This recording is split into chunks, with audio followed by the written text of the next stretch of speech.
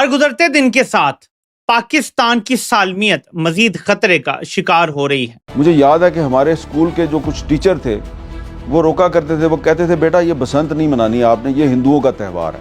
तो मुसलमानों की ये जात है। कितने लोग आप ये अग्री करते हैं, बसंत को कहते थे कि जी बसंत जो है तो हिंदुओं का फेस्टिवल है।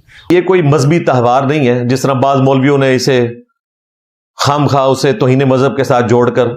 अब एक और चीज है जिस पर लोग दे धनाधन पोस्ट करते जा रहे हैं। लाहौर की बसंत के जो शो किए गए हैं, लाहौर की रिकग्निशन ही बसंत से थी। ये पिछले 20 सालों में हमने जो किया ये कल्चरल इरेजर था। उनके कहने पे कि बसंत एक अच्छी चीज है तो मुसलमानों ने बसंत मनानी शुरू की, because it is a festival of, ये तो फूलों का फेस्टिवल है, ये तो बाहर के आने का फेस्टिवल है। इसका क्या ताल्लुक है किसी चीज से? गुड्डियां आपने कितनी उड़ाई? और अभी आयशा बचपन में आप उस वक्त तो खैर बसंत तो साल के बाद आती थी ना जी, तो हम तो सारा साल गुड़ियां उड़ाते थे। हाँ, भी बच्चों के साथ कोई छत पे जाके कोई पतंगबाजी कर लेता है तो इसमें कोई ऐसा मसला नहीं है। हम खुद बचपन में करते रहे और बड़ा एंजॉय किया इसको। स्पेशल कहा जा रहा है कि थाईलैंड से भी कुछ खवातीन को लाया गया, बाकायदा छतों पे डांस वगैरह किए गए।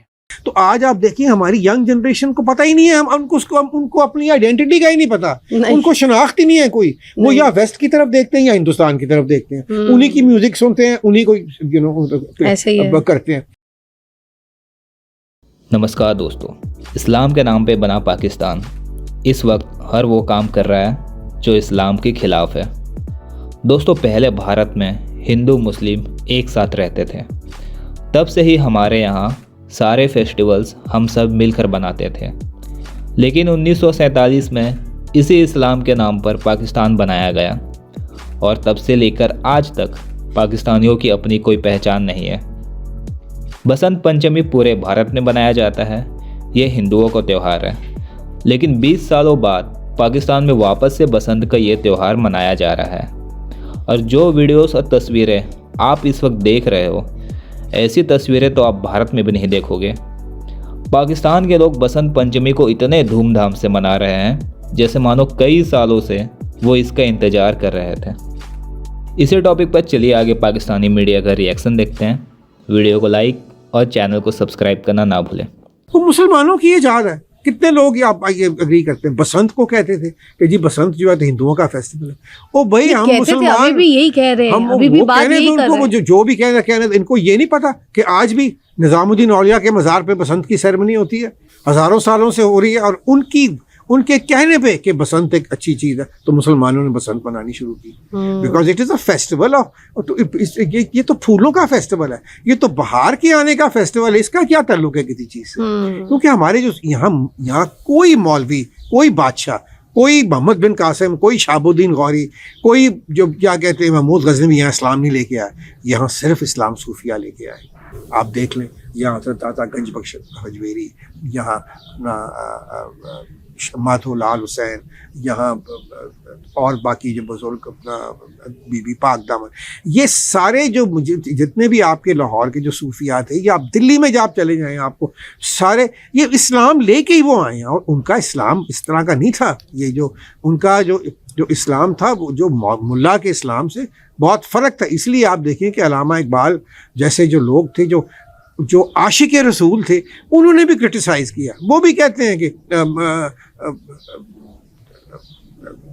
इतना ज़्यादा उन्होंने इनको भी क्रिटिसाइज़ किया है। शेर मुझे अब इस वक्त याद नहीं आ रहा, याद आएगा तो मैं आपको बताऊंगा। तो ये सारा जो सिलसिला था, ये अब हम हर चीज़ हमारी जो हम पहले अंग्रेज़ों ने हमको फ़ारसी ज़बान से अलहदा किया, जो हमारी ज़बान थी, जो बोली जाती थी, जो क्या कहते हैं जो कोर्ट लैंग्वेज थी, वो ख़त्म कर दी हमें। फिर हमारे कल्चर से हमें दूर किया, हमारी शायरी से हर बादशाह को ये कहा कि जी वो तो बड़ा याश था, उसकी तो 50-100 बीवियाँ थीं, उसका ये था वो था, हर चीज़ से हमें दूर किया। और ये एक अजीबो-गरीब किस्म का हमारे पे ये जो सारा कुछ ठोस दिया। इसीलिए तो आज आप देखिए हमारी यंग जनरेशन को पता ही नहीं है, हम उनको अपनी आइडेंटिटी का ही नहीं पता, उनको शनाख्त ही नहीं है कोई। वो या वेस्ट की तरफ देखते हैं या हिंदुस्तान की तरफ देखते हैं, उन्हीं की म्यूजिक सुनते हैं, उन्हीं को ऐसे ही करते हैं।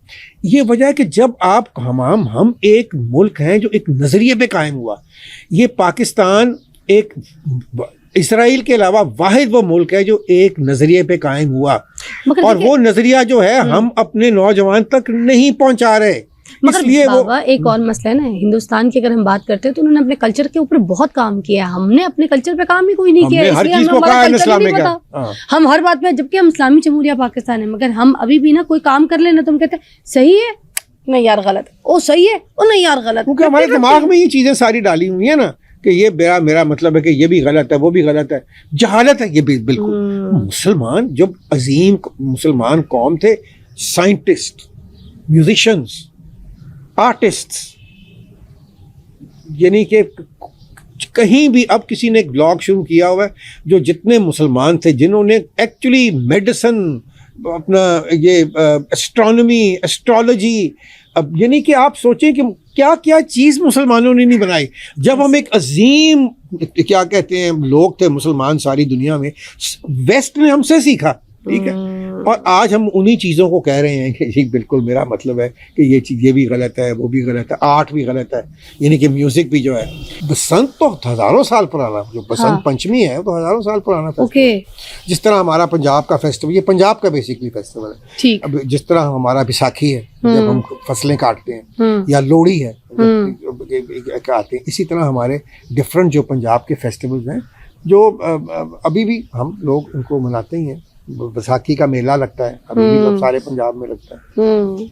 तो ये बसंत जो है ये जैसे मैं आपको बता रहा था कि हमारा जो मुसलमानों का जो लिंक है वो हज़रत निज़ामुद्दीन औलिया से है। और हज़रत निज़ामुद्दीन औलिया जो थे, एक किस्सा यूँ है कि उनके जो एक नेफ्यू थे, उनकी तो शादी नहीं हुई थी, उनके बच्चे नहीं थे। अच्छा। अपने एक भांजे को वो अपना बेटा मानते थे और उसका इंतकाल हो गया। अच्छा। उनका इंतकाल हो गया तो वो बहुत ही दुखी थे और कई महीने उन्होंने किसी से बात ही नहीं की। सो एक दिन बसंत पंचमी का दिन था और हजरत मीर खुसरो जो उनके मुरीद थे बहुत बड़े, वो अपने ज़माने के बहुत बड़े एडमिनिस्ट्रेटर थे, 3 बादशाहों के साथ उन्होंने काम किया।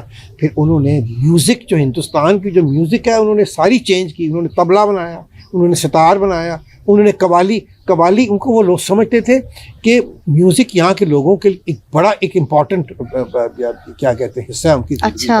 तो उन्होंने कवाली डेवलप की, जो एक ज़माने में सेंट्रल एशिया में ज़िक्र का एक सिलसिला होता था कि जहाँ बार बार जो नाम है वो लिया जाता था अल्लाह ताला का और रसूलुल्लाह सल्लल्लाहु अलैहि वसल्लम का, एक ज़िक्र का एक सिलसिला होता था। और ये सिलसिला सिर्फ मुसलमानों को नहीं, उससे पहले जो बैजेंटाइन जो थे क्या कहते हैं प्रीस्ट, वो भी क्या कहते हैं सीरिया में, अलेपो में वो जीसस का नाम चांट करते थे। बहुत सारी चीज़ें हमारी मिलती हैं। एक ज़माने में जो जो जो जो क्रिश्चियंस हैं वो भी जूती पहन के चर्च में नहीं जाते थे। अच्छा।